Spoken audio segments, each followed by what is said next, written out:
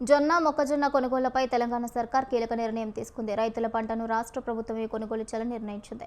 మొక్కజొన్న కొనుగోళ్ల కోసం మరో 1800 కోట్లు కేటాయించినట్టు మంత్రి తుమ్మల నాగేశ్వరరావు తెలిపారు. 1100 కోట్లతో మొక్కజొన్న కొనుగోలు చేస్తున్నామని, అలాగే సన్ఫ్లవర్ పంటను 25% మించి కొనుగోలు చేయాలని సీఎం ఆదేశించినట్లు ఆయన తెలిపారు.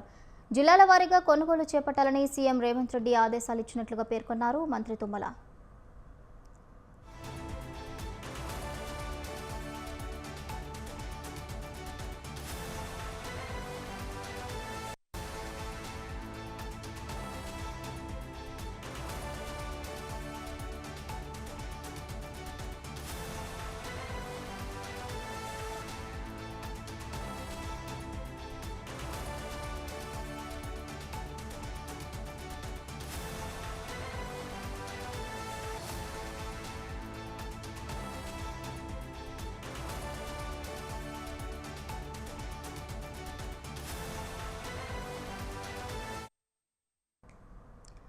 జొన్న మొక్కజొన్న కొనుగోళ్లపై తెలంగాణ సర్కార్ కీలక నిర్ణయం తీసుకుంది. రైతుల పంటను రాష్ట్ర ప్రభుత్వమే కొనుగోలు చేయాలని నిర్ణయించింది.